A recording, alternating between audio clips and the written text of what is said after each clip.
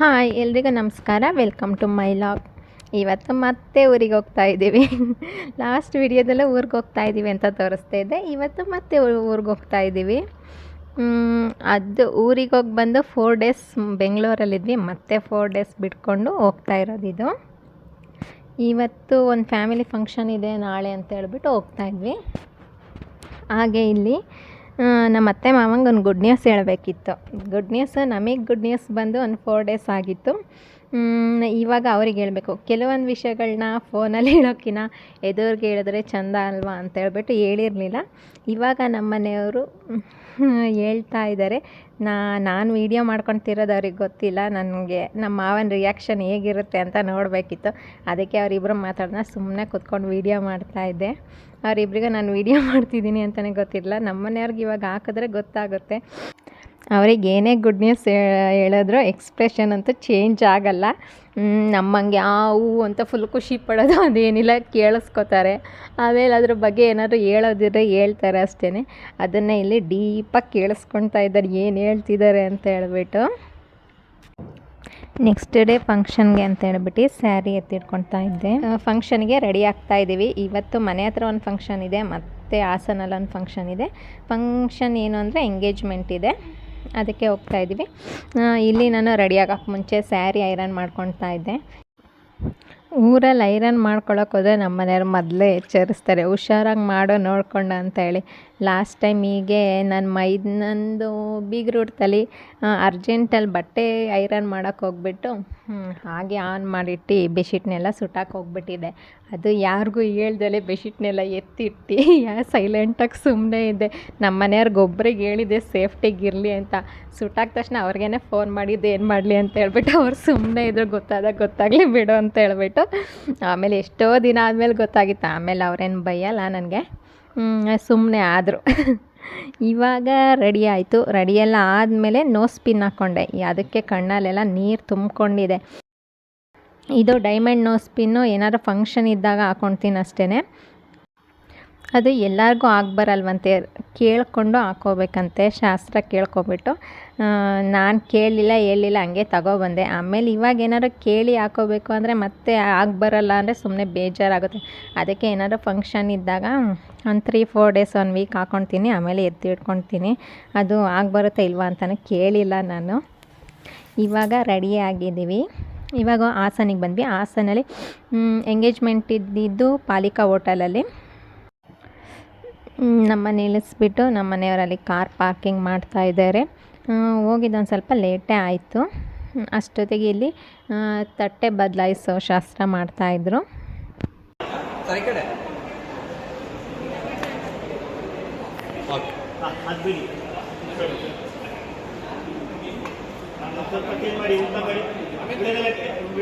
Sir ಕಣ್ಣು ಮುಚ್ಚಬೇಡಿ. Okay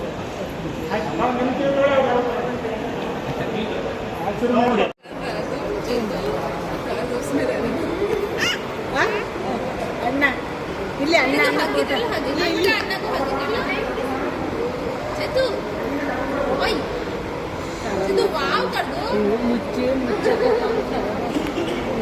छोड़ दो बेटा.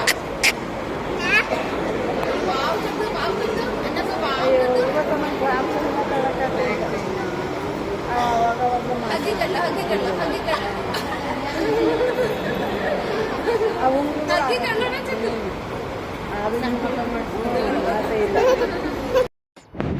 ಇವಾಗ ರಿಂಗ್ ಎಕ್ಸ್ಚೇಂಜ್ ಮಾಡ್ಕೊಳ್ತಾ ಇದ್ರು. ಎಂಗೇಜ್ಮೆಂಟ್ ಬಂದು ನಮ್ಮ ಅತ್ತೆ ಇದ್ದಾರಲ್ಲ ಅವರ ತಂಗಿ ಮಗಂದು. ಹಂಗಂದ್ರೆ ನಮ್ಮ ಮನೆಯವ್ರಿಗೆ ಕಝಿನ್ ಆಗ್ತಾರೆ, ನನಗೆ ಮೈದ್ನ ಆಗ್ತಾರೆ.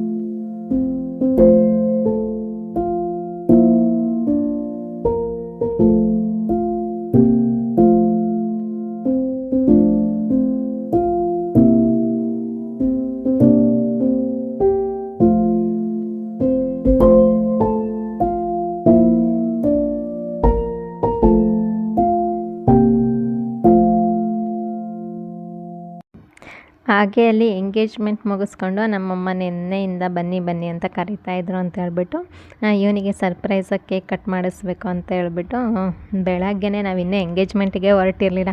ಅಷ್ಟೊತ್ತಿಂದನೇ ಫೋನು ಎಷ್ಟು ಗಂಟೆಗೆ ಬರ್ತೀರಾ ಅಂತ ಹೇಳ್ಬಿಟ್ಟು ನಮ್ಮಮ್ಮನಿಗೆ ಈ ಥರ ಸರ್ಪ್ರೈಸ್ ಕೊಡೋದು ಮಕ್ಕಳಿಗೆ ಫಸ್ಟು ವಿಶ್ ಮಾಡಬೇಕು. ಯಾರದೇ ಮೊಮ್ಮಕ್ಕಳು ಬರ್ಡೇ ಆಗಲಿ ಮಕ್ಕಳು ಬರ್ತಡೇ ಆಗಲಿ ನಮ್ಮಮ್ಮನೇ ಫಸ್ಟ್ ವಿಶ್ ಮಾಡಬೇಕು. ಅವ್ರಿಗೊಂಥರ ಇಷ್ಟ ಆದಮೇಲೆ ಅವನಿಗೆ ಹಾಗೆ ಎಕ್ಸಾಮ್ ಹತ್ರ ಬಂತಲ್ಲ ಅದಕ್ಕೆ ಅಂತ ಹೇಳ್ಬಿಟ್ಟು ಅವನಿಗೆ ಬಾಲ್ ಪೆನ್ನಲ್ಲೆಲ್ಲ ಬರೆಯೋಗಿಲ್ಲ, ಅವ್ರು ಇಂಕ್ ಪೆನ್ನಲ್ಲೇ ಬರೀಬೇಕು. ಅದಕ್ಕೆ ಗಿಫ್ಟ್ ಅಂತ ಹೇಳ್ಬಿಟ್ಟು ಇಂಕ್ ಪೆನ್ನೆಲ್ಲ ತಗೊಬಂದು ಕೊಟ್ಟಿದ್ರು. ಹಾಗೆ ನಾವು ಬರ್ತೀವಿ ಅಂತ ಗೊತ್ತಿದ್ದು ನನ್ನ ತಂಗಿನೂ ಬೆಳಗ್ಗೆನೇ ಬಂದಿದ್ಲು. ಅವ್ರ ಅತ್ತೆ ಮನೆ ಇರೋದು ಹಾಸನಲ್ಲೇ.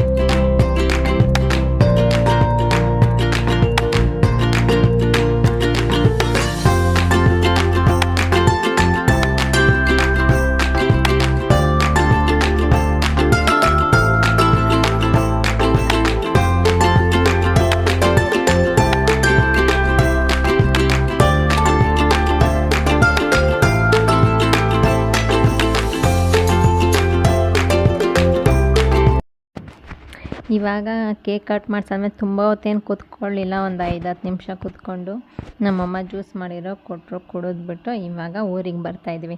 ನಾವು ಇಷ್ಟೆಲ್ಲ ಮಾಡಿ ಬರೋ ಹೊತ್ತಿಗೆ 3 ಗಂಟೆ ಆಗೋಗಿತ್ತು.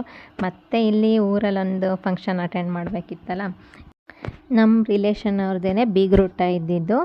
ಮದುವೆಗೆ ಬರಬೇಕಿತ್ತು, ಮದುವೆಗೆ ಹೇಳಿದ್ರು, ಮದುವೆಗೆ ಬರೋಕ್ಕಾಗಲಿಲ್ಲ, ಎಕ್ಸಾಮ್ ಟೈಮು ಮತ್ತು ರಜಾ ಹಾಕ್ಸೋಕ್ಕಾಗಲ್ಲ ಸ್ಕೂಲ್ಗೆ 3-4 ಡೇಸು ಅಂತ ಹೇಳ್ಬಿಟ್ಟು ಎಂಗೇಜ್ಮೆಂಟು ಬೀಗ್ರೂಟ ಒಂದೇ ದಿನ ಇತ್ತು ಅಂತ ಹೇಳ್ಬಿಟ್ಟು ಅವತ್ತು ರಜಾ ಹಾಕ್ಸಿ ಬಂದಿದ್ವಿ. ಹಾಗೆ ಹೋಗಿ ಫೋಟೋ ತೆಗೆಸ್ಕೊಬಂದ್ವಿ. ನಾನು ಅಲ್ಲಿ ಹೋದಾಗ ವೀಡಿಯೋ ಮಾಡಲಿಲ್ಲ, ಅವ್ರಿಗೆ ಕಂಫರ್ಟ್ ಇರುತ್ತಾ ಇಲ್ವಾ ಅಂತ ಗೊತ್ತಿರಲ್ವಲ್ಲ, ಅದಕ್ಕೆ ಸುಮ್ಮನಾದೆ. ನನಗೆ ಎಂಗೇಜ್ಮೆಂಟಲ್ಲಿ ಊಟ ಮಾಡಿದ್ದೆ, ಹೊಟ್ಟೆ ತುಂಬ ಹೋಗಿತ್ತು. ಹಾಗೆ ಮೇಲೆ ಬಾಲ್ಕನಿಲಿ ನಿಂತ್ಕೊಂಡು ಒಂದು ವೀಡಿಯೋ ಮಾಡ್ಕೊಂಡಿದ್ದೆ ಅಷ್ಟೇ. ಇವಾಗ ಬೆಂಗಳೂರಿಗೆ ಹೊರಡಬೇಕು.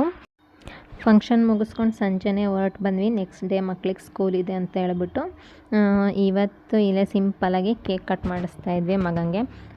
ಈ ಮನೇಲಿ ಅವ್ರ ಬರ್ಡೇ ಇದೆ ಲಾಸ್ಟು ಈ ಮನೇಲಿ, ಅದಕ್ಕೆ ಅಂತ ಹೇಳ್ಬಿಟ್ಟು ನಾನು ಸುಮ್ಮನೆ ಇದ್ದೆ. ನಾನು ನೆನ್ನೆ ಎಂಗೇಜ್ಮೆಂಟ್ ಮುಗಿಸ್ಕೊಂಬಂದೆ, ನನಗೆ ಹುಷಾರಿಲ್ದಲೇ ಇದ್ದೆ. ನನ್ನ ಮಗ ಅಮ್ಮ ಪ್ಲೀಸ್ ಅಮ್ಮ ಕಟ್ ಮಾಡಿಸೋಣ ಅಂತ ಹೇಳ್ಬಿಟ್ಟು ಅವನೇ ಅವ್ರ ಅಪ್ಪಂಗೆಲ್ಲ ಫೋನೆಲ್ಲ ಮಾಡಿ ಕೇಕೆಲ್ಲ ತರಿಸಿದ.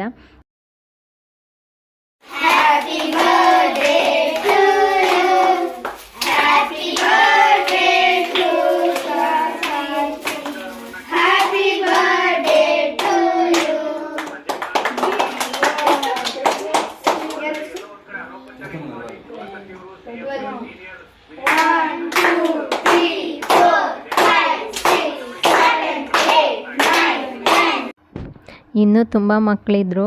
ಇಲ್ಲಿ ಬಂದು ಇವ್ರ ಏಜ್ ಅವರೇ, ಅದು ಬರೀ ಬಾಯ್ಸೇ ಜಾಸ್ತಿ ಇದ್ದಾರೆ. ಇವಾಗ ಅವ್ರಿಗೆ ಬೇಕಾದ ಸ್ವಲ್ಪ ಜನ ಕರೆದಿದ್ರು ಅಷ್ಟೇ. ಸಿಂಪಲಾಗಿ ಹಾಗೆ ಕೇಕ್ ಕಟ್ ಮಾಡಿಸಿದ್ವಿ.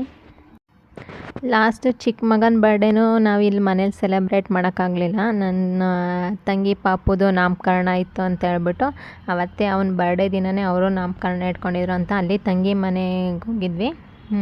ಅವತ್ತು ಅಲ್ಲೇ ಕೇಕ್ ಕಟ್ ಮಾಡಿಸಿದ್ವಿ. ಆವಾಗಲೂ ಇಲ್ಲಿ ಮಕ್ಕಳನ್ನೆಲ್ಲ ಕರೆದು ಸೆಲೆಬ್ರೇಟ್ ಮಾಡೋಕ್ಕಾಗಿರಲಿಲ್ಲ.